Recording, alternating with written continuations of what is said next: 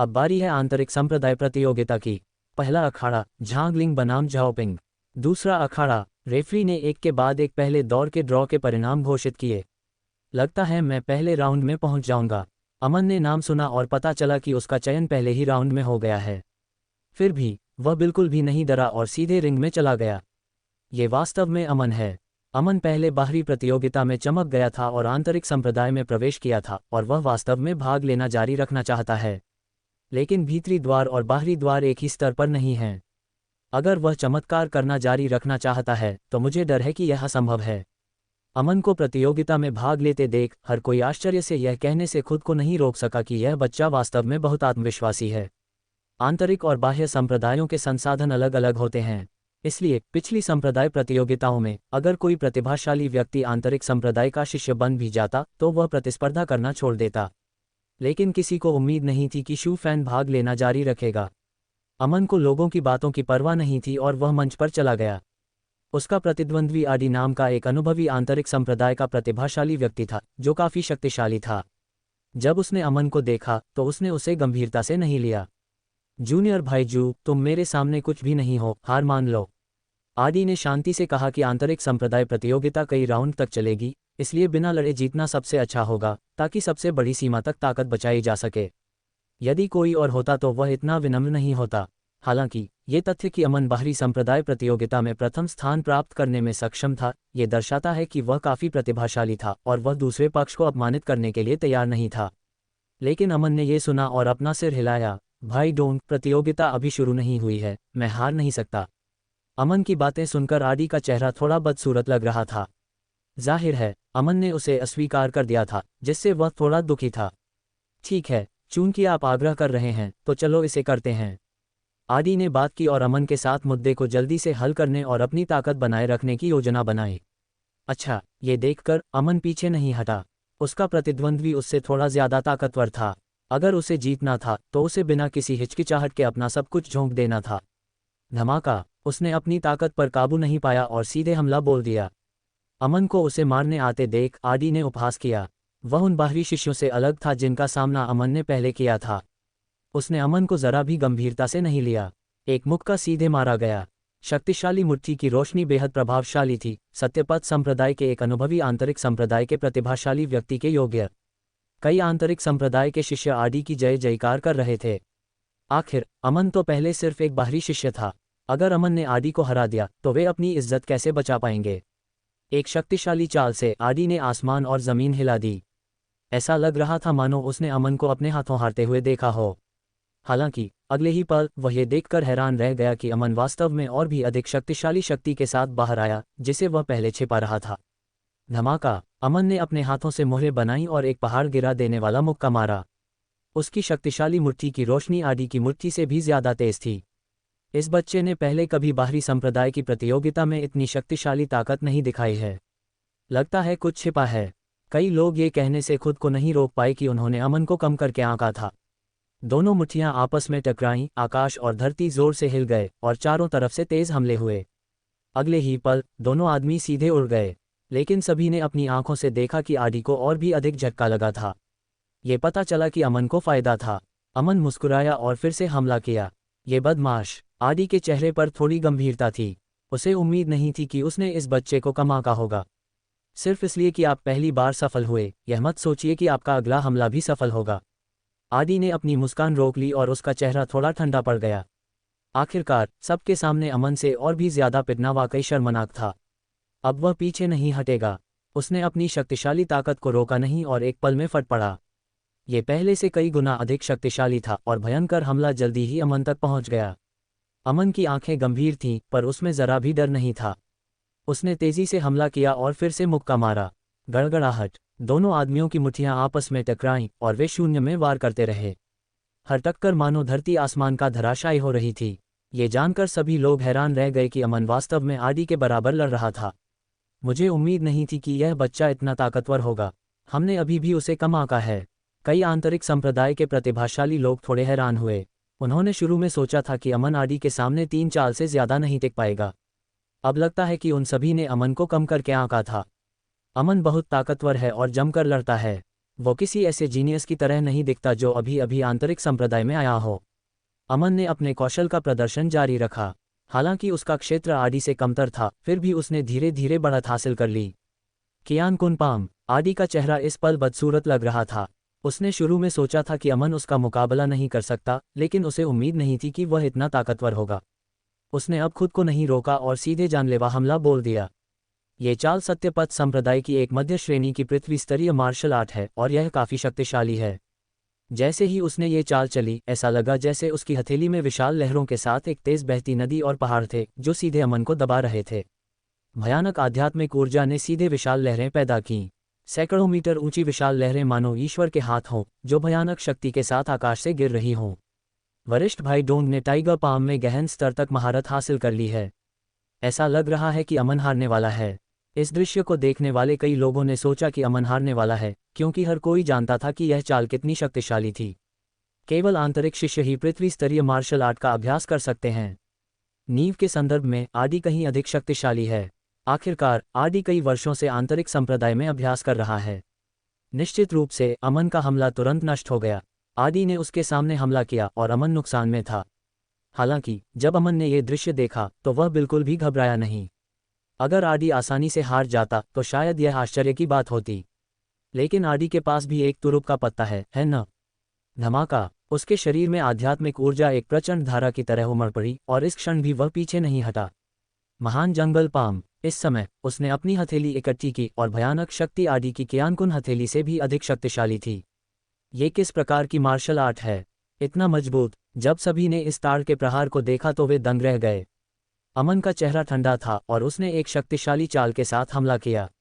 ये चाल एक मार्शल आर्ट थी जो उसने रहस्यमय पर्वत के गुप्त क्षेत्र में सीखी थी। ये पृथ्वी स्तर के ऊपरी स्तर तक पहुंच चुकी थी और इसमें महारत हासिल करना बेहद मुश्किल था। हालांकि केशव के मार्गदर्शन में उसने इस महीने में इसमें पूरी तरह से महारत हासिल कर ली थी। इसलिए आदि के मध्य ग्रेड पृथ्वी स्तरीय मार्शल आर्ट का सामना करते हुए वह नुकसान में नहीं होगा। एक शक्तिशाली हथेली के प्रहार से आकाश ढह गया और पृथ्वी फट गई, पहाड़ और नदियां गायब हो गईं। यह अत्यंत भयानक था।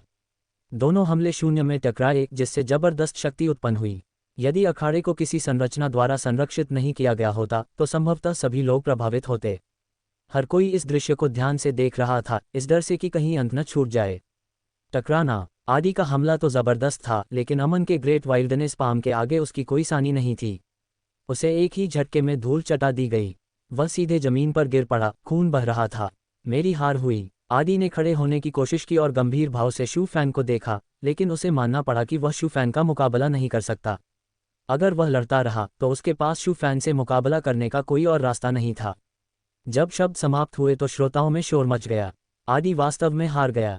यह अविश्वसनीय है। ये दृश्य देखकर हर कोई हैरान रह गया। किसी ने उम्मीद नहीं की थी कि आंतरिक संप्रदाय के अनुभवी प्रतिभाशाली आदि को सचमुच हरा दिया जाएगा। अगले ही पल सभी लोग तालियां बजाने लगे। अमन ने उन पर विजय प्राप्त की। धन्यवाद! ये सुनकर अमन हंस पड़ा, मंच से उतरकर केशव और अन्य लोगों के पास आया। बधाई हो भाईजू, आप जीत गए। केशव ने एक गोली निकाली और अमन को ठीक होने में मदद की। भाई केशव, आपके मार्गदर्शन के लिए बहुत बहुत धन्यवाद, वरना मैं ग्रेट डिसोलट पाम को कैसे नियंत्रित कर पाता और जीत पाता। अमन मुस्कुराया और कहा कि केशव के मार्गदर्शन के कारण ही उसने इतना सुधार किया है। अमन के मैच को छोड़कर, जो जल्दी ही समाप्त हो गया, अन्य सभी मैच बहुत रोमांचक और लगभग बराबरी के थे। आखिर वे सभी आंतरिक संप्रदाय के प्रतिभाशाली लोग हैं।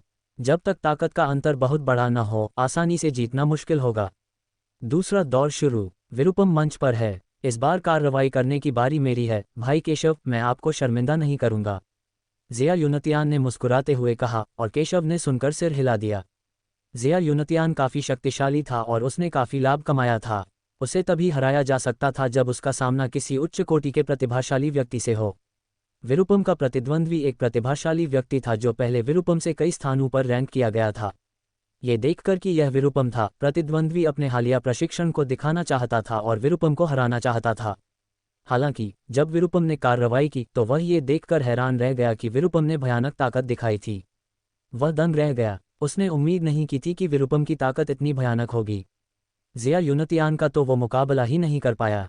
आखिरकार वो 2 चाल से ज़्यादा नहीं टिक सका और हार मान ली। मुझे उम्मीद नहीं थी कि तुम्हारी ताकत इतनी बढ़ गई है, ज़िया यूनतियान। मुझे यकीन है दूसरे पक्ष को थोड़ा असहज महसूस हुआ। पहले विरूपम की ताकत लगभग उसके जितनी ही थी, लेकिन उसे उम्मीद नहीं थी कि उसमें इतना सुधार हुआ है। ज़िया यूनतियान हंसा और उसे अनदेखा कर दिया। ज़िया यूनतियान जीत गया। इसके बाद रीना भी मंच पर आए। उसकी प्रतिद्वंद्वी उतनी मजबूत नहीं थी, बस एक साधारण आंतरिक संप्रदाय की प्रतिभा थी। अंत में रीना ने जीत के लिए अपने ही तुरुप के पत्ते पर भरोसा किया। इससे कई लोग हैरान रह गए। केशव का अनुसरण करने वाले 3 लोगों में काफी सुधार हुआ था। चौथे राउंड में केशव का नाम सूची में था। इस अवधि के दौरान स्वाभाविक रूप से कई लोगों ने केशव पर ध्यान दिया। यद्यपि केशव एक बेकार था, एक आंतरिक शिष्य बनने के बाद उसने अपनी मजबूत ताकत दिखाई और उत्तराधिकार में कई प्रतिभाओं को हराया, यहाँ तक कि वांग तियानलोंग जैसी प्रतिभाओं को भी, जिसने स्वाभाविक रूप से अनगिनत लोगों का ध्यान आकर्षित किया। हालांकि आज उसका प्रतिद्वंद्वी भी बहुत शक्तिशाली है। वह एलिमेंटल कॉ के 7वें स्तर का एक शीर्ष प्रतिभाशाली व्यक्ति है, जिसका नाम आवन है। आवन अखाड़े में दाखिल हुआ और केशव को देखा। बेटे, मुझे पता है कि तुम काफी ताकतवर हो, लेकिन फिर भी तुम मेरे सामने कुछ नहीं हो। अगर तुम अब हार मान लो तो शायद मैं तुम्हारी जान बख्श सकूं, वरना मुझे दोष मत दो। डूमिंग की आंखों में हत्या की मंशा का संकेत था। वह अभय द्वारा भेजा गया मास्टर है। हालांकि अभय और केशव के बीच पहले भी जिंदगी मौत की जंग हो चुकी थी, लेकिन अभय तो एक बेहतरीन प्रतिभावान इंसान था और उसने पहले ही स्वर्ण भ्रूण क्षेत्र में ब्रेक थ्रू लगा दी थी। स्वाभाविक रूप से उसने केशव को गंभीरता से नहीं लिया और केशव से छुटकारा पाने के लिए दूसरे ताकतवर आदमियों को भेजने का फैसला किया। वरना अगर वो केशव से मुकाबला जीत भी जाता तो भी उसे ज्यादा फायदा नहीं होता। आखिरकार सबकी नज़रों में उसका प्रतियोगिता जीतना स्वाभाविक ही था। केशव ने ये सुना और कुछ अनुमान लगाया, लेकिन उसने इसे बिल्कुल भी गंभीरता से नहीं लिया। एक चाल, केशव ने शांति से कहा। क्या, मैं एक ही झटके में तुम्हारा ख्याल रखूंगा? केशव ने शांति से कहा। घृणास्पद। केशव की बातें सुनकर आवन आग बबूला हो गया। ये बच्चा बहुत घमंडी है। उसने पहले कभी ऐसा अपमान नहीं सहा था। उसने स्वीकार किया कि केशव साधारण नहीं था, लेकिन वह आंतरिक संप्रदाय के शीर्ष 10 प्रतिभाशाली लोगों में से एक था। वह वांग तियानलोंग जैसे मूल शिष्यों से भी ज्यादा शक्तिशाली था, जो अपनी पृष्ठभूमि के आधार पर बड़े शिष्य बन गए थे। वह अभय को केशव से निपटने में मदद करने की योजना बना रहा था, लेकिन उसने यह उम्मीद नहीं की थी कि यह बच्चा उसे नीची नज़र से देखेगा। भाड़ में जाओ। उन्होंने बिना कोई शब्द गनवाए तुरंत अपनी अपार शक्ति का प्रदर्शन किया। उनके चारों ओर शक्तिशाली आध्यात्मिक ऊर्जा एक प्रचंड धारा की तरह थी और उनके हाथ में एक युद्ध गदा प्रकट हो गई। इस तरह के हथियार का इस्तेमाल बहुत कम लोग कर पाते हैं। उसके हाथ में जो युद्ध गदा है वह राक्षसों की हड्डियों से बनी है, जिसके हर हिस्से पर धारियां हैं। इससे चोट लगने पर व्यक्ति को गंभीर चोटें जरूर लगेंगी। जैसे ही आवन ने अपनी कलाई हिलाई, युद्ध गदा का ये हिस्सा एक भयानक रोशनी के साथ फूट पड़ा। उस पर पड़ी हल्की रोशनी ने युद्ध गदा को बेहद सख्त बना दिया। ये दृश्य देखने वाले सभी लोग समझ गए कि आवन बिल्कुल भी पीछे नहीं हटा और केशव को मारने के लिए दौड़ा। एक विशाल और शक्तिशाली गदा इतनी तेजी से चली कि स्वर्ग और पृथ्वी फट गए और केशव की मौत हो गई। ये देखकर केशव शांत रहा और उसे इसकी कोई परवाह नहीं थी। उसने सीधे अपने हाथ से उसे थप्पड़ मार दिया। घृणास्पद। केशव ने उसके हमले का जवाब देने के लिए थप्पड़ मारा। ये देखकर आवन आग बबूला हो गया। इस बच्चे ने तो उसे गंभीरता से ही नहीं लिया। ये केशव बहुत घमंडी है। उसने वास्तव में आवन की घातक चाल का मुकाबला करने के लिए ऐसी चाल का इस्तेमाल किया। आपको पता होना चाहिए कि आवन एक प्रतिभाशाली व्यक्ति है जिसे आंतरिक संप्रदाय के शीर्ष 10 में स्थान दिया जा सकता है, यहाँ तक कि कई मुख्य शिष्य भी पीछे नहीं हैं। ये देखकर कई लोगों ने कहा कि केशव आवन को बहुत नीची नज़र से देखता है और अगर उसे चोट लग गई तो वह जरूर खून से लथपथ हो जाएगा। वे सभी जानते थे कि आवन कितना ताकतवर था, लेकिन अगले ही पल ये जानकर सभी हैरान रह गए। दोनों हमले एक दूसरे से टकराए और डूमिंग की गदा तुरंत नष्ट हो गई। आवन चौंक गया। उसका वार बहुत शक्तिशाली था और उसका वजन करोड़ों पाउंड था। केशव के हल्के से थप्पड़ से उसका मुकाबला कैसे हो सकता था? टकराना, हमला नष्ट हो गया, लेकिन शेष शक्ति बाहर निकल गई और सीधे डूमिंग को मार डाला। आवन का चेहरा एकदम बदल गया। एक बड़ा खतरा महसूस करते हुए उसने जल्दी से अपनी आध्यात्मिक ऊर्जा का इस्तेमाल करके एक ढाल बनाई ताकि वह उसका प्रतिरोध कर सके, लेकिन एक क्षण में ही ढाल फट गई और वह असुरक्षित हो गई। डूमिंग इस प्रहार से उड़ गया। असुरक्षित। सौभाग्य से वह केवल केशव की अवशिष्ट शक्ति को सहन कर रहा था, किसी अन्य हमले को नहीं, अन्यथा वह या तो मर जाता या घायल हो जाता। एक चाल, केशव ने कहा। एक चाल, और यह एक चाल बन गई। क्या आप हार मानते हैं? केशव ने शांति से कहा कि वह आवन को बिल्कुल भी गंभीरता से नहीं लेता। उसके लिए आवन को मारना आसान होगा, लेकिन आखिरकार उसे आवन से कोई जान मरण का झगड़ा नहीं था। उसका प्रतिद्वंद्वी चेंग शेंटियन था जो उससे निपटने आया था। वह जानता था कि उसका असली प्रतिद्वंद्वी कौन है। मैं हार मानता हूँ, मैं हार मानता हूँ। केशव की बातें सुनकर आवन ने जल्दी से दया की भीख मांगी।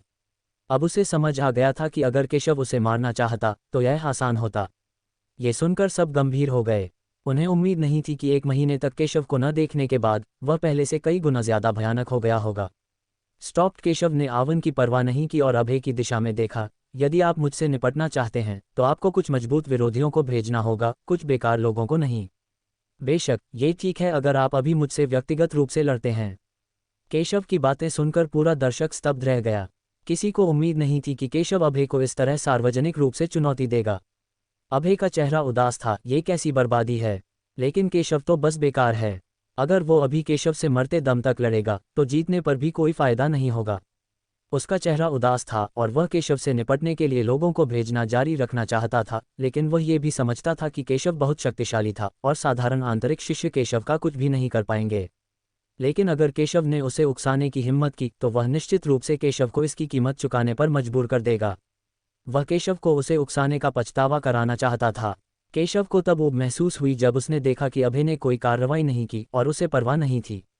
सीधे मंच से प्रतियोगिता जारी है। इस मैच में प्रतिस्पर्धा करने की बारी अमन की थी और उनके प्रतिद्वंद्वी, जिसका नाम इक्षा था, एक अनुभवी आंतरिक संप्रदाय का शिष्य था जो पहले आदि से भी अधिक शक्तिशाली था। यदि आप जीत नहीं सकते तो जितनी जल्दी हो सके हार स्वीकार कर लें, उसे जबरदस्ती न करें। केशव ने अमन को देखा और कहा, प्रतिद्वंद्वी बहुत मजबूत है, कभी कभी हार स्वीकार करना शर्मनाक नहीं है। चिंता मत करो। अमन ने ये सुना और गंभीर हो गया, लेकिन वह हार मानने को तैयार नहीं था। वह जानता था कि वह केशव का आदमी है और वह केशव को शर्मिंदा नहीं करना चाहता था। रिंग में प्रवेश करने के बाद इक्षा ने अमन को तिरस्कार भरी नजरों से देखा। उसकी आंखों में ठंडक का एक संकेत चमक उठा। उसे अभय से अमन से निपटने का आदेश मिला जो केशव के बगल में था। अभय जानता था कि केशव बहुत शक्तिशाली है और साधारण आंतरिक शिष्य उसका मुकाबला नहीं कर सकते, इसलिए उसने अपना लक्ष्य बदल दिया और अपने आदमियों को केशव के आसपास के लोगों से निपटने के लिए कहा। उन्हें बताएं कि केशव के साथ अच्छे संबंध रखने के क्या परिणाम होंगे। जब दोनों कोर्ट पर आए तो इक्षा ने बिना किसी हिचकिचाहट के पूरी ताकत से हमला बोला और अपनी सारी मारक चालें चलीं। हालांकि अमन कमजोर नहीं था, फिर भी वह दबा हुआ था और उसे कई हमले झेलने पड़े। दोनों के बीच हुई लड़ाई ने सबकी निगाहें बदल दीं। आखिर ये एक संप्रदाय की प्रतियोगिता है। सामान्य परिस्थितियों में कोई इतना क्रूर नहीं होता, लेकिन इक्षा का हर कदम जानलेवा होता है। लेकिन उन दोनों के बीच कोई दुश्मनी नहीं थी, इसलिए केवल एक ही संभावना थी, वह थी अभय का केशव से बदला। केशव ने उसे जो शर्मिंदगी पहुंचाई थी उसका बदला। कश! अमन के होश उड़ गए, उसके मुंह से खून निकला और उसका चेहरा पीला पड़ गया। बड़ा भाई, रीना ने यह दृश्य चिंता से देखा। वह देख सकती थी कि उसकी प्रतिद्वंद्वी बहुत शक्तिशाली थी और इस समय अमन से निपटना बिल्ली द्वारा चूहे को छेड़ने जैसा था। बेटे, तुम तो बस हारे हुए हो। केशव के साथ जितने भी लोग हैं सब हारे हुए हैं। तुम्हारे जैसे हारने वालों को तो काया होना चाहिए। तुम्हें यहाँ आकर मरने की क्या जरूरत है। इक्षा ने अमन को गंभीरता से न लेते हुए अमन पर मुस्कुराकर उपहास किया। यद्यपि संप्रदाय प्रतियोगिता के नियमों में हत्या पर प्रतिबंध है, फिर भी प्रतिद्वंद्वी को घायल करने या यहाँ तक कि गंभीर रूप से नुकसान पहुँचाने की अनुमति है। अब घुटने टेक कर दया की भीख मांगो और मैं तुम्हारी जान बख्श दूंगा। इक्षा ने अमन को देखा और उसका उपहास किया। ठीक है, मैं दया की भीख मांगता हूँ। जब अमन ने यह सुना तो उसने अपने दांत पीस लिए और कहा, मानो वह घुटने टेकने वाला हो। हा, दया की भीख मांगना ही तुम्हारे जैसे हारे हुए व्यक्ति के लिए उचित है। ये देखकर इक्षा जोर से हंसा, पलटा और मंच से चला गया। मैं आपसे विनती करता हूँ महोदय। अमन की आंखों में एक ठंडी रोशनी चमक उठी और वह अपनी पूरी ताकत से हांगमैन पर जमकर हमला बोला। तुम बेवकूफ़ हो, तुमने मुझ पर हमला करने की हिम्मत की। इक्षा के पास अमन जितनी ताकत नहीं थी, लेकिन उसने तुरंत प्रतिक्रिया दी और अमन के हमले का विरोध करने के लिए एक भयंकर हमला किया। इस बच्चे ने वास्तव में उस पर हमला करने की हिम्मत की। वह अमन को अच्छी पिटाई देने वाला था। भाड़ में जाओ, जुवानटियन तलवार। लेकिन अगले ही पल अमन ने जबरदस्त ताकत से हमला किया, जो बेहद भयानक था। उसने अपने हाथ में नीले सुनहरे रंग की तलवार घुमाई और तलवार की रोशनी ऐसे निकली मानो आसमान को चीर देगी। एक भयानक हमला, अत्यंत शक्तिशाली। सब हैरान थे। यह एक ऐसा तरीका था जो अमन ने पहले कभी इस्तेमाल नहीं किया था। किसी को उम्मीद नहीं थी कि अमन के पास वाकई कोई छुपा हुआ तुरुप का पत्ता है। कश! इक्षा को सीधे तलवार से काट दिया गया और वह जमीन पर गिर पड़ा। तुम सचमुच घमंडी हो, है ना? क्या तुम फिर भी मुझसे हार नहीं गए? अब घुटने टेक कर दया की भीख मांगो और मैं तुम्हारी जान बख्श दूंगा। अमन ने मुंह भर खून थूक दिया। इस करतब को करने के लिए उसने अच्छी खासी कीमत चुकाई, लेकिन ये सब उसके लायक था। वह ये साबित करना चाहता है कि वह बेकार नहीं है, और वह ये साबित करना चाहता है कि भाई केशव के आसपास के लोग बेकार नहीं हैं। मैं हार मानता हूँ। इक्षा ने मुंह भर खून थूक दिया। वह गंभीर रूप से घायल था और केशव से बिल्कुल भी नहीं निपट सकता था। अमन फिर से जीत गया, लेकिन यह एक कड़वी जीत थी। प्रतिद्वंद्वी बहुत मजबूत है। बहुत से लोग ये कहने से खुद को नहीं रोक सके कि वे देख सकते हैं कि अमन की जीत बहुत अनिच्छुक थी। प्रतिद्वंद्वी के खिलाफ जीतना बहुत कठिन है। अमन थोड़ा कमज़ोर महसूस करते हुए रिंग से बाहर आ गया। रीना और विरूपम उसे सहारा देने के लिए जल्दी से आगे बढ़े। मैं जीत गया। अमन ने केशव को देखा और गंभीरता से कहा, आप जीत गए, बधाई हो। केशव ने सिर हिलाया। उसे पता था कि क्या हुआ था। उसने ज्यादा कुछ नहीं कहा, लेकिन उसकी आंखों में एक ठंडक सी झलक रही थी। उसने एक गोली निकाली और उसे अमन को दे दी। अब रीना की बारी है। आपका प्रतिद्वंद्वी बहुत शक्तिशाली है, बेहतर होगा कि आप हार मान लें। केशव ने रीना की प्रतिद्वंद्वी को देखा। उसकी प्रतिद्वंद्वी 5वीं स्तर की एलिमेंटल को प्रतिद्वंद्वी थी, जो रीना से कहीं बेहतर थी। मुझे यह आजमाना है। हालांकि रीना ने यह सुना और गंभीरता से कहा, क्या तुम्हें यकीन है? अगर तुम हार भी मान लो तो कोई बात नहीं। केशव ने कहा। हालांकि रीना ने उनके मार्गदर्शन में बहुत प्रगति की है, लेकिन वह संप्रदाय में केवल 1 वर्ष से भी कम समय से है और कई अनुभवी आंतरिक संप्रदाय प्रतिभाओं से बहुत पीछे है। मुझे यकीन है कि अगर मैं असफल भी हो जाऊं तो मुझे इसका पछतावा नहीं होगा। रीना ने यह सुना और गंभीरता से कहा। उसके दिल में अभी भी कुछ बातें थीं जो उसने नहीं कही थीं। केशव की ताकत बढ़ती जा रही थी। ये देखकर वह केशव से बहुत पीछे नहीं रहना चाहती थी। उसे उम्मीद है कि वह केशव को पकड़ सकेगी। मैं हमेशा के लिए केशव और अन्य लोगों द्वारा संरक्षित नहीं रहना चाहता। अच्छा। केशव ने सिर हिलाया और उसे रोकना बंद कर दिया। रीना मंच पर आई और सभी का ध्यान उन पर केंद्रित हो गया। रीना में अच्छी प्रतिभा है और वह थोड़ी खूबसूरत भी है। कई प्रतिभाशाली लोग उस पर ध्यान दे रहे हैं, लेकिन अब उसका प्रतिद्वंद्वी बहुत मजबूत है, जिसका नाम रतन है, और कई लोग उसकी जीत के बारे में आशावादी नहीं हैं। रीना मंच पर आए। रतन ने उस पर व्यंग्य करते हुए कहा, मेरी नन्ही सुंदरी, बस हार मान लो। हालांकि उसने अभय का काम केशव के आसपास के लोगों से निपटने के लिए स्वीकार कर लिया था, फिर भी रीना खूबसूरत थी और उसे उस पर थोड़ी दया आ रही थी। अगर उसने हार मान ली होती तो वह उस पर हमला नहीं करता। याद दिलाने के लिए शुक्रिया, वरिष्ठ भाई। लेकिन अगर मैं आपसे हार भी जाऊं तो इसकी वजह यह है कि मैं उतना कुशल नहीं हूं। मैं शिकायत नहीं करूंगा। वरिष्ठ भाई, कृपया मदद करें। रीना ने यह सुना और दृढ़ता से कहा, खैर, चूंकि आप अपनी सीमाएं नहीं जानते, इसलिए मुझे दोष मत दीजिए। रतन ने व्यंग्यात्मक लहजे में कहा। उसने रीना को बिल्कुल भी गंभीरता से नहीं लिया। अभी पहले से ही अमन की जीत से थोड़ा नाखुश था और वह ऐसा दोबारा नहीं होने देगा। स्टॉप्ड। रतन के हाथ में एक लंबा भाला दिखाई दिया। उसने रीना को ठंडी निगाहों से देखा और फिर जोरदार हमला कर दिया। वज़ू किंग से भी ज्यादा ताकतवर है और बिना किसी हिचकिचाहट के सीधे अपना हथियार चलाता है। उसकी शक्तिशाली मारक चाल सीधे फट पड़ती है। हालांकि रीना को नुकसान हुआ था, फिर भी उसने हार नहीं मानी। उसने न तो चकमा दिया और न ही बचकर भागा, बल्कि अपनी तलवार खींची और सीधे हमले को रोक दिया। यह एक जीवन को जोखिम में डालने वाली लड़ाई शैली साबित हुई। उसकी ताकत थोड़ी कम है और यही उसके जीतने का एकमात्र रास्ता है। रतन का चेहरा गंभीर लग रहा था, मानो उसने उम्मीद नहीं की थी कि यह कमजोर दिखने वाला रीना इतना भयंकर और निर्णायक हमला करेगा। पागल आदमी। उसका चेहरा बदसूरत लग रहा था। हालांकि वह रीना को गंभीर रूप से घायल कर सकता था, लेकिन खुद भी घायल हो जाता। वह रीना से लड़ना नहीं चाहता। भयंकर हमला अचानक रुक गया और शरीर चकमा देकर दिशा बदल गया। शुरुआती लड़ाई में उनकी गति थोड़ी कमजोर हो गई। रतन ने पहल खो दी और वास्तव में एक दोष दिखाया। बूम! हमले आपस में टकराए और चमकीली रोशनी फूट पड़ी। अगले ही पल रीना की आंखें चमक उठीं और उसके हाथ में लंबी तलवार, प्रकाश की एक धारा की तरह, अत्यंत तीव्र गति से दोष की ओर बढ़ी। ये तलवार प्रतिभा के एक झटके की तरह थी, इतनी तेज, सटीक और निर्दयी कि रतन का चेहरा बदल गया और उसने इसे रोकने के लिए जल्दी से अपना भाला वापस ले लिया। लेकिन अभी भी बहुत देर हो चुकी थी। रीना की तलवार ने भाले को विक्षेपित कर दिया, जिससे रतन की छाती पर खून का गहरा निशान रह गया। रतन कराह उठा और पीछे की ओर उड़ गया। आश्चर्यजनक। जब सभी ने ये दृश्य देखा तो वे सभी रीना की जय जयकार करने लगे और उसका उत्साहवर्धन करने लगे और उसके प्रदर्शन से मंत्रमुग्ध हो गए। किसी को भी उम्मीद नहीं थी कि ताकत में कमजोर रीना को नुकसान नहीं होगा, बल्कि उसके प्रदर्शन में लाभ होगा। केशव ने भी थोड़ा सिर हिलाया। उसे उम्मीद नहीं थी कि रीना ऐसा युद्ध पद्धति अपनाएगी। यह उसकी उम्मीद से परे था। शुरू में उसकी नज़र में रीना उसकी छोटी बहन जैसी थी, लेकिन ये कोई आश्चर्य की बात नहीं थी। रीना ने इस दौरान बहुत कुछ अनुभव किया था। एक शक्तिशाली दुश्मन का सामना करते हुए भी वह न तो डरती थी और न ही पीछे हटती थी। हालांकि रतन की ताकत का स्तर रीना से अधिक मजबूत है, लेकिन हो सकता है कि उसने रीना से अधिक अनुभव न किया हो और उसने रीना से सीधे लड़ने की हिम्मत नहीं की, इसलिए वह नुकसान में पड़ गया। धिक्कार है कुतिया, तुम्हारी हिम्मत कैसे हुई मुझे चोट पहुंचाने की। जब रतन ने सुना कि सब क्या कह रहे हैं तो उसका चेहरा खराब हो गया। असल में उसे रीना ने घायल कर दिया था।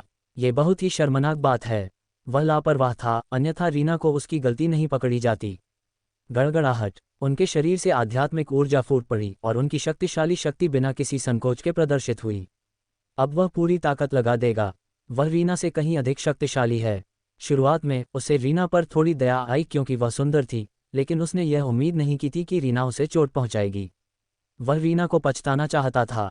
गड़गड़ाहट, शक्तिशाली भाले की रोशनी सीधे पार हो गई और अत्यंत तेज भाले की रोशनी ने अत्यंत तेज गति से आकाश को भेद दिया। एक लंबे अजगर की तरह वह पागलों की तरह प्रतिद्वंद्वी की ओर दौड़ा। फुफ, रीना को अपने प्रतिद्वंद्वी की ताकत का एहसास हुआ, लेकिन वह पीछे नहीं हटी, न ही कोई डर दिखाया। वह बेहद तेज गति से आगे बढ़ी, मानो उसका पूरा शरीर उसके शरीर का हिस्सा बन गया हो। उसकी मुद्रा सुंदर और बेहद फुर्तीली थी। उसने जू चेनफेंग के हमले को चकमा दिया और फिर अपनी तलवार रतन की कमजोरी पर घुमाई। वह जानती थी कि उसकी साधना रतन जितनी अच्छी नहीं थी, इसलिए उसने रतन से लड़ने के लिए अपने फायदे का इस्तेमाल करने की पूरी कोशिश की। उसने रतन का सीधे सामना नहीं किया, बल्कि रतन के हमलों को चकमा देता रहा और रतन की कमजोरियों पर हमला करता रहा, जिससे रतन का चेहरा और भी बदसूरत हो गया। वह रीना से ज्यादा ताकतवर है, लेकिन कभी जीत नहीं पाया। ये शर्म की बात है। धमाका, लंबे समय तक बिना किसी सफलता के हमले के बाद रतन का आभामंडल अचानक बढ़ गया और वह थोड़ा अधीर लग रहा था। भालों की कई किरणें शून्य में फैल गईं, जिससे रीना का पीछे हटना बंद हो गया और उसके लिए बच पाना असंभव हो गया। रतन रीना को सीधे लड़ने के लिए मजबूर करना चाहता था। हालांकि जल्दबाजी में उनका हमला कुछ गड़बड़ हो गया और कई छोटी मोटी खामियां सामने आईं। रीना की आंखें चमक उठीं और उसके शरीर के चारों ओर की आध्यात्मिक ऊर्जा फूट पड़ी। तलवार क्यूई शून्य को पार कर गई। अगले ही पल उसके शरीर का कौशल अत्यंत तीव्र गति से चला और वह रतन के दोष की ओर दौड़ पड़ी। तुम्हें अपनी सीमाएं नहीं पता, रतन ने उपहास किया। रीना अभी भी बहुत बोली थी। मैंने सोचा कि यह उसकी कमजोरी है, लेकिन मुझे नहीं पता था कि उसने ऐसा जानबूझकर किया था। क्या वह उसकी कमजोरी का फायदा उठाने की कोशिश तो नहीं कर रहा था? फिर उसने जानबूझकर रीना को धोखा देने के लिए एक को छोड़ दिया। बूम, एक पल में रतन फिर से ताकत के साथ फट गया और भयंकर हमला भयानक हो गया। उसने अपना बायां हाथ मुट्ठी में भींच लिया और अत्यंत प्रभुत्व के साथ रीना की ओर मुक्का मारा। हालांकि उसकी मुक्केबाजी कौशल उसकी बंदूक कौशल जितनी अच्छी नहीं है, फिर भी कमजोर भी नहीं है। उसके शक्तिशाली हमले ने रीना को घायल कर दिया और प्रतिद्वंद्वी या तो मर गया या घायल हो गया।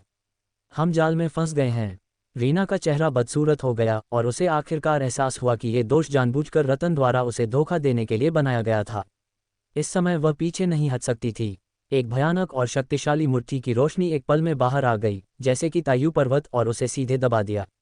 रतन ने जू किंग को तिरस्कार भरी नजरों से देखा।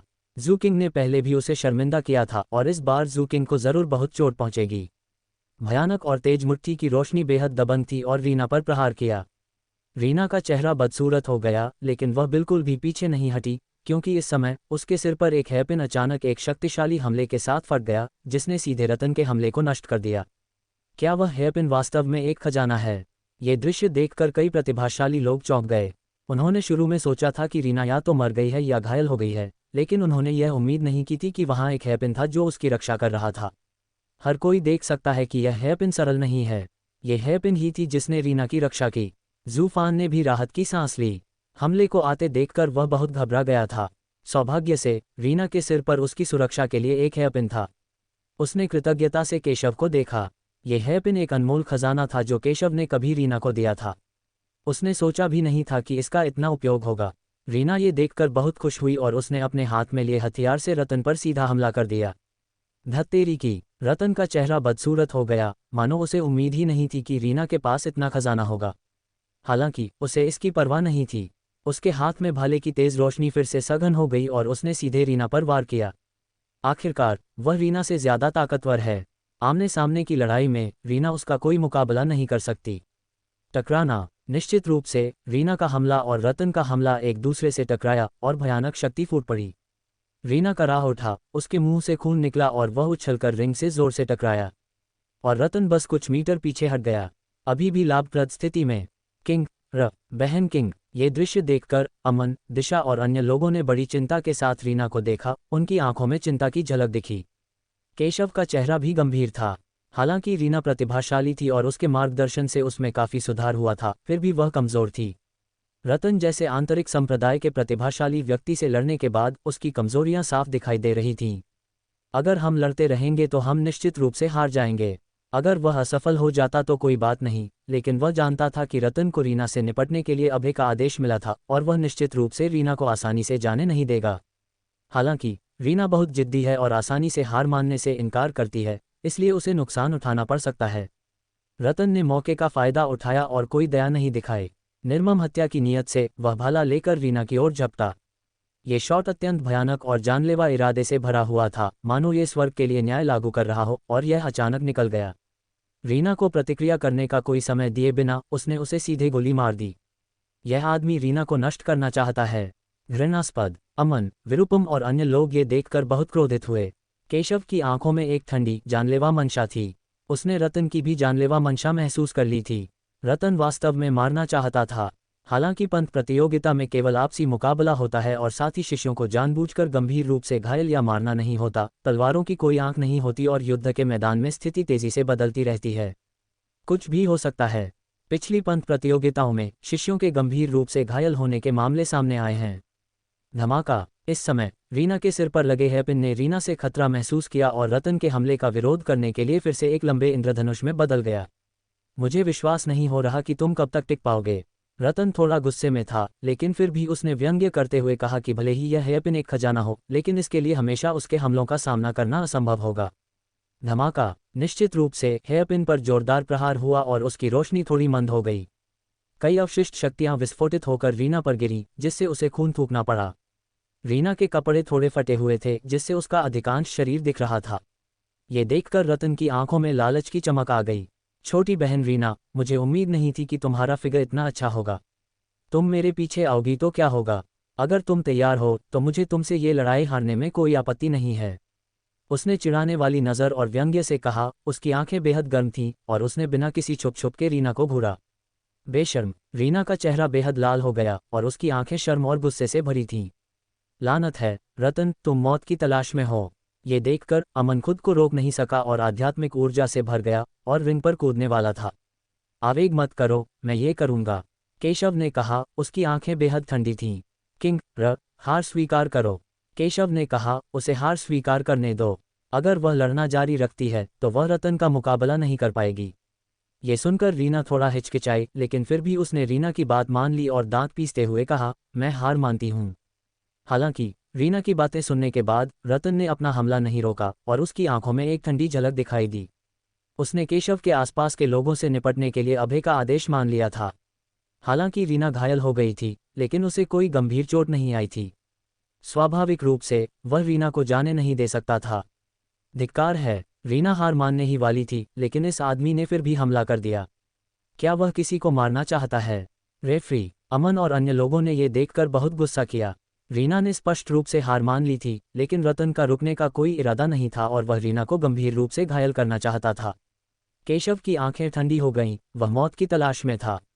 वह सीधे बाहर भागा। रेफरी ने यह देखा और तुरंत केशव को रोका। तुम क्या कर रहे हो?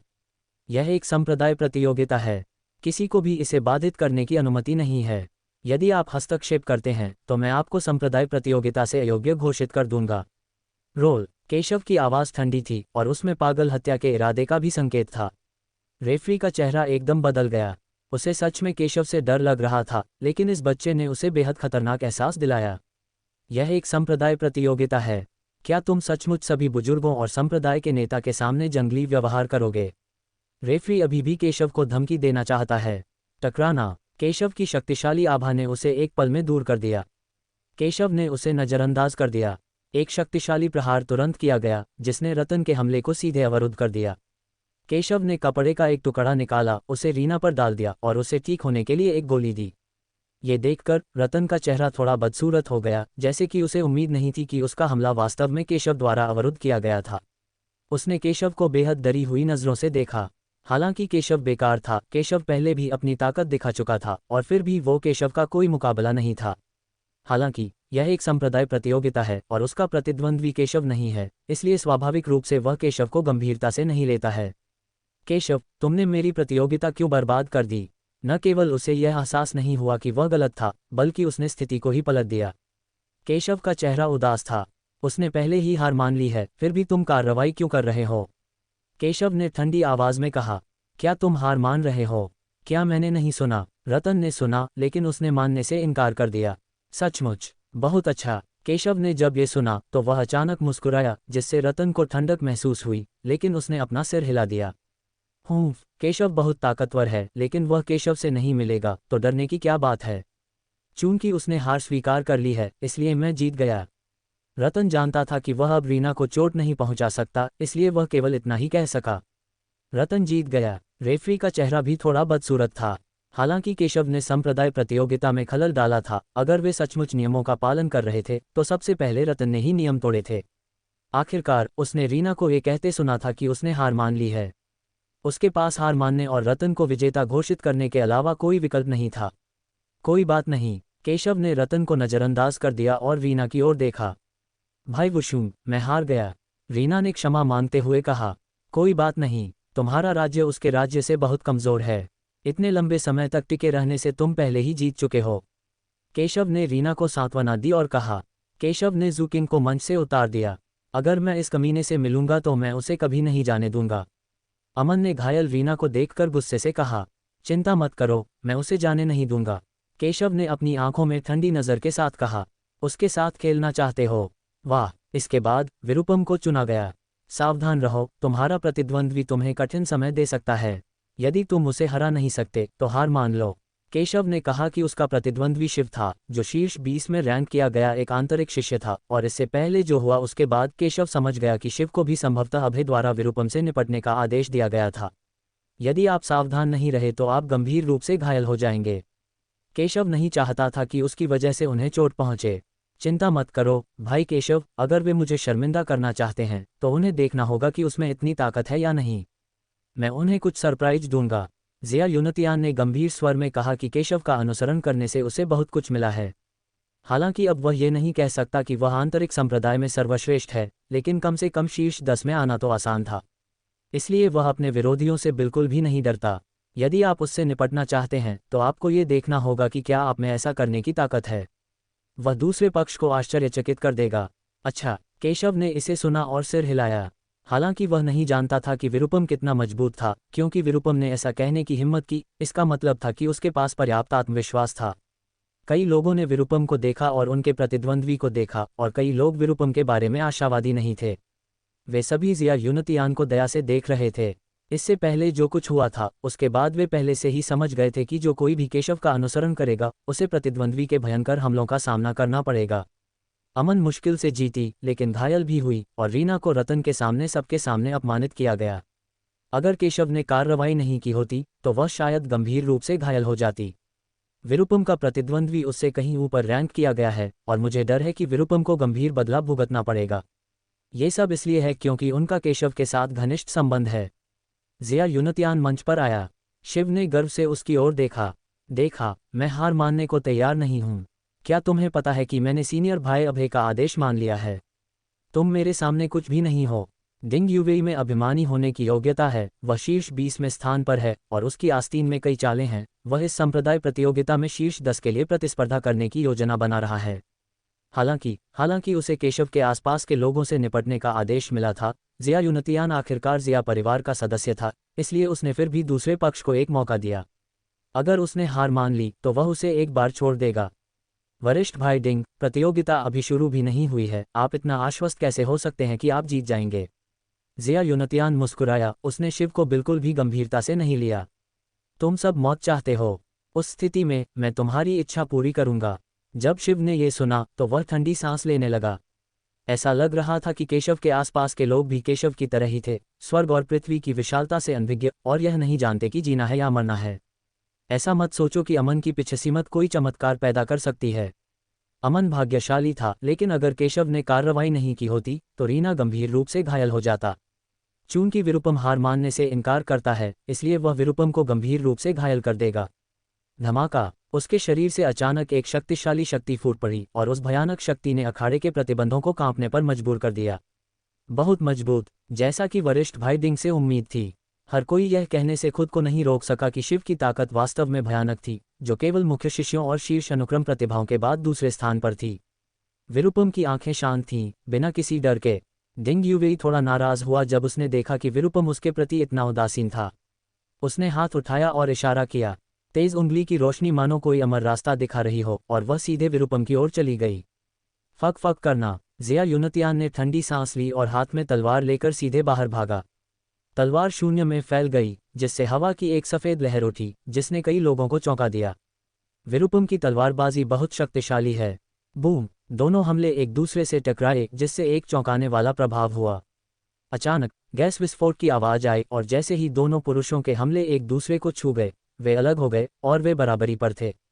फिर से आओ। डिंग यूवेई थोड़ा हैरान हुआ, लेकिन फिर भी उसे कोई परवाह नहीं थी। उसने बस यही सोचा कि ज़िया युनतियान भाग्यशाली है। आखिरकार उसका ये कदम उसकी असली ताकत नहीं थी। धमाका! उसने अपने हाथ से एक लंबा चाकू निकाला और ज़िया युनतियान की ओर वार किया।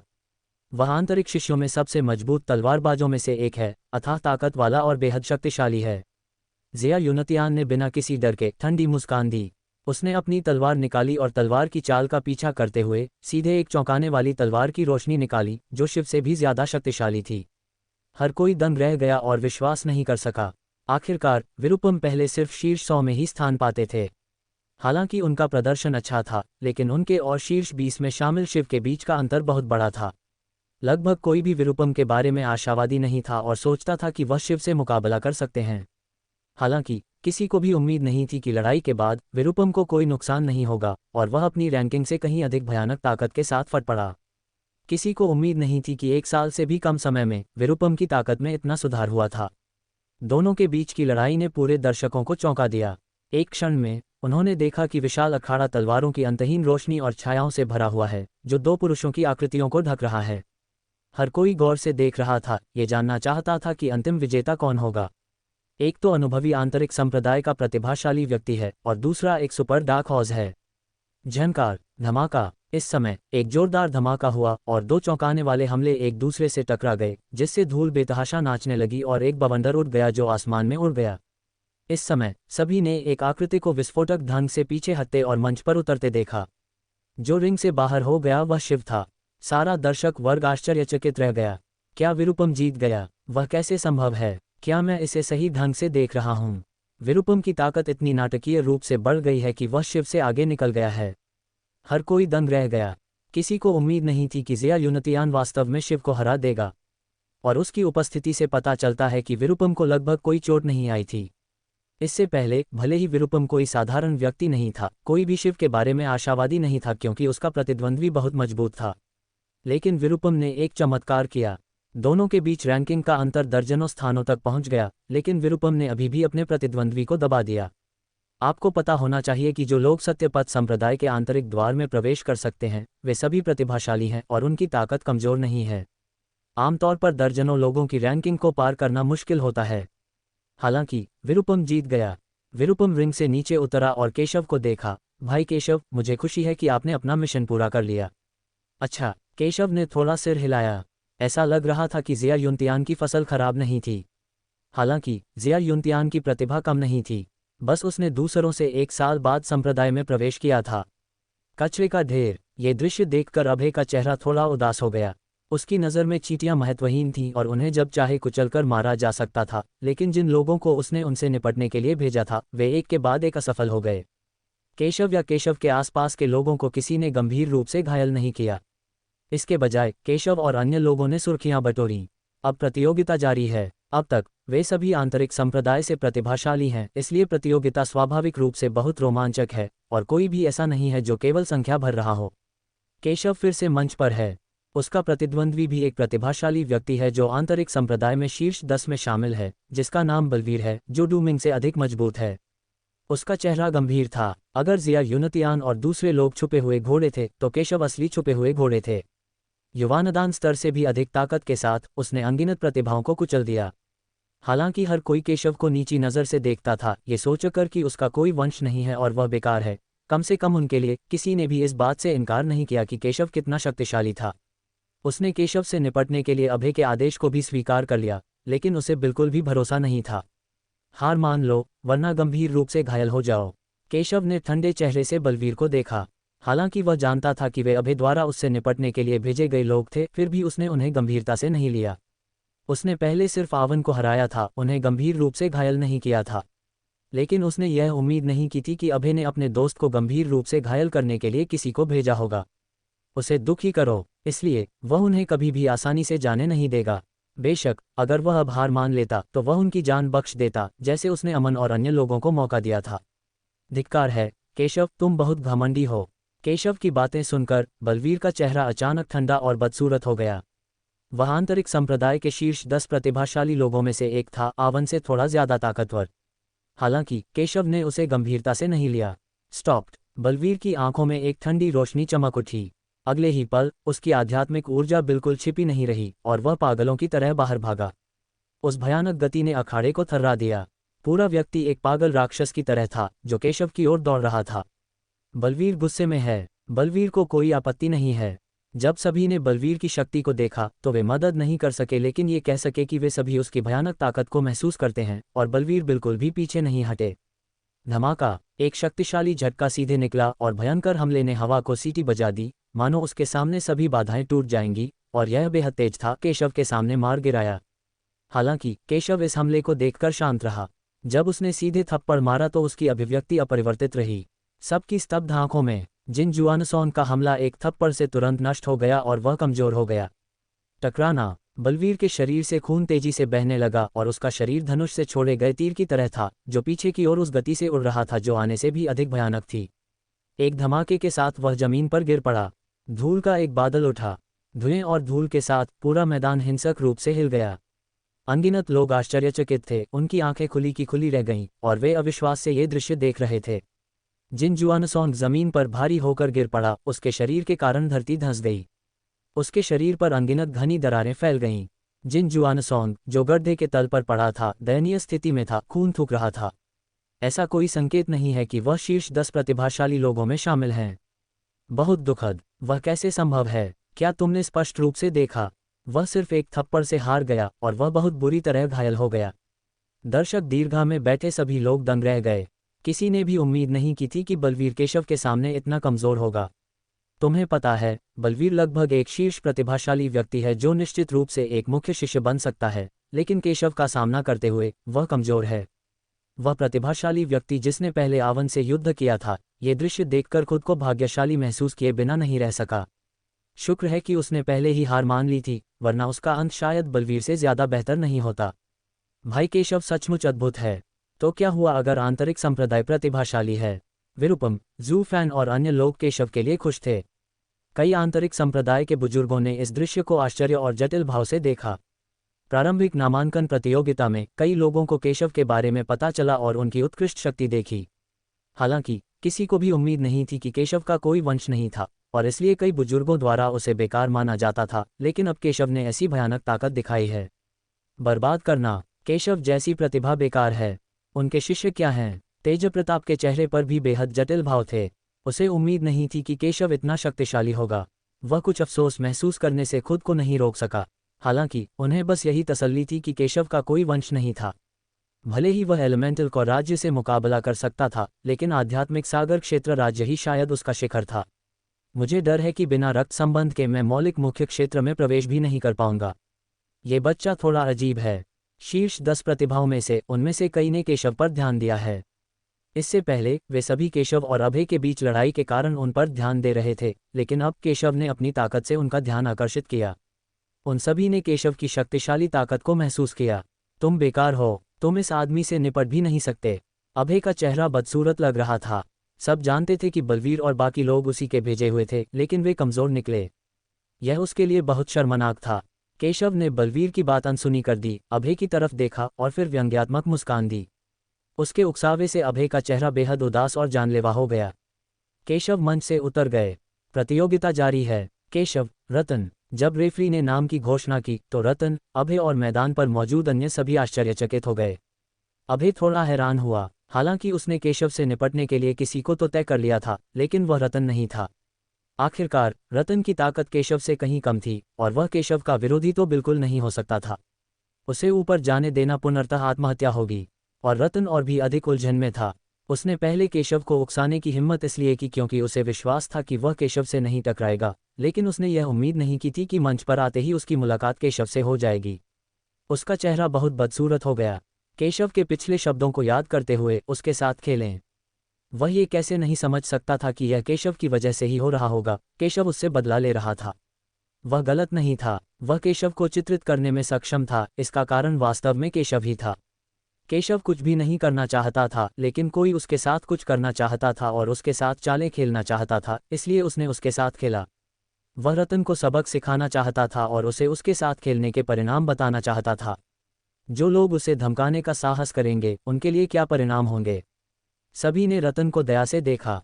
पहले बलवीर और आवन दोनों आंतरिक संप्रदाय के शीर्ष 10 में थे, लेकिन केशव ने उन्हें कुचल दिया।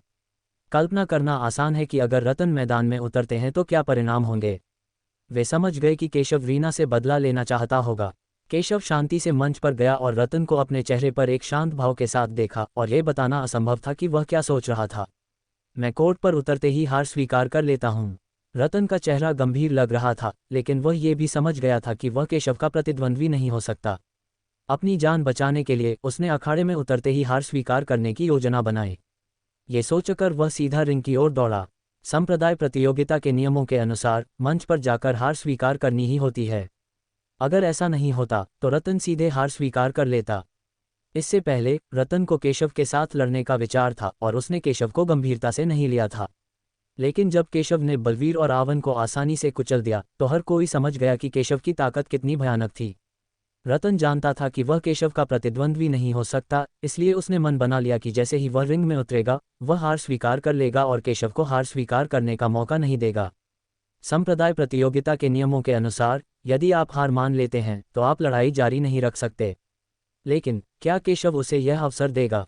फुफ! रतन मंच पर चढ़े और अपना मुंह खोला। मैं धमाका! हालांकि अगले ही पल केशव उसके सामने प्रकट हुआ। उसके चेहरे पर एक व्यंग्यात्मक भाव था और उसने सीधे उसे हार स्वीकार करने के लिए मजबूर कर दिया। इससे पहले हालांकि वह अभय द्वारा भेजे गए लोगों से नाखुश था, फिर भी उसने उन्हें हार मानने का मौका दिया। चूंकि उन्होंने हार नहीं मानी, इसलिए उसने उन्हें सबक सिखाया। लेकिन रतन ने उसे पूरी तरह से क्रोधित कर दिया। वह उस पर दया भी नहीं करेगा। वो रतन की आंखें चौड़ी हो गईं। उसने कभी सोचा भी नहीं था कि वह बोल नहीं पाएगा। उस पर तो वाकई प्रतिबंध लगा दिया गया था। उसका चेहरा एकदम बदल गया। ये केशव था। केशव ने उसे कोई मौका नहीं दिया। वह जल्दी से रिंग से नीचे भागना चाहता था। अगर वह रिंग से बाहर निकलता तो इसका मतलब होता कि उसने हार मान ली है। लेकिन केशव उसे यह अवसर कैसे दे सकता था? टकराना! केशव, सीधे कार्रवाई करें। रतन त्रासदी में था। सबके सामने केशव ने रतन को पकड़ लिया और उन्मत्त होकर हमला करना शुरू कर दिया। इससे पहले केशव ने बलवीर और आवन से आसानी से निपटा था, लेकिन उसने हमला जारी नहीं रखा। लेकिन रतन ने केशव के तूफानी हमले का आनंद लिया। टकराना! केशव ने सीधे मुक्का मारा, जिससे रतन की ठोड़ी पर चोट लगी। एक भयानक शक्ति फूट पड़ी और रतन के सारे दांत टूट गए। खून से सने झाग से भरे दांत बाहर निकल आए और वह चीखकर जमीन पर गिर पड़ा।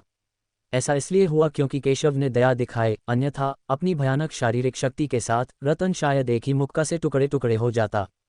जैसे ही रतन उठने वाला था, केशव उसके सामने आया और सीधे उस पर हमला कर दिया। टकराना! उसकी ताकत बेतहाशा बढ़ गई और वह एक ही झटके में बाहर निकल गया। रतन ने जल्दी से प्रतिरोध करने के लिए अपनी सारी आध्यात्मिक ऊर्जा का उपयोग करने की कोशिश की, लेकिन हमला एक पल में नष्ट हो गया। सीधे हाथ टूट गया। एक झटका उसके शरीर पर लगा और वह फिर से दूर जा गिरा। उठना! हमला हुआ और वह उड़ गया। इस समय रतन केशव के सामने था, वापस लड़ने में असमर्थ था और केशव ने उस पर पागलपन से हमला किया। उसके आंतरिक अंग मुड़ गए थे, खून बह रहा था और वह उठने में असमर्थ था। केशव की आंखें ठंडी थीं, लेकिन वह रतन को जाने देने का कोई इरादा नहीं रखता था। वह रीना को अपनी बहन मानता है। जब रतन रीना के साथ व्यवहार करता है तो वह वास्तव में अपनी बहन के साथ व्यवहार कर रहा होता है। वह रतन को इतनी आसानी से कैसे जाने दे सकता था? आज वह सभी को यह बताना चाहता है कि हर कोई उसके लोगों को धमका नहीं सकता। गड़गड़ाहट! केशव लगातार रतन पर हमला करता रहा और उसे सबक सिखाता रहा। उसकी ताकत के आगे रतन उसका विरोध नहीं कर सका।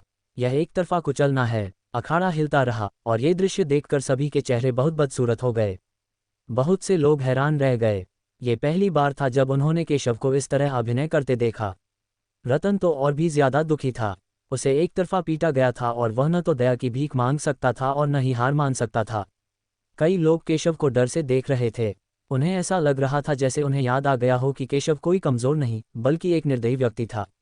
एक बार उसने कई प्रमुख परिवारों के प्रतिभाशाली लोगों को द्वंद्व युद्ध के लिए चुनौती दी और अनगिनत आंतरिक संप्रदाय के प्रतिभाशाली लोगों को सबके सामने मार डाला।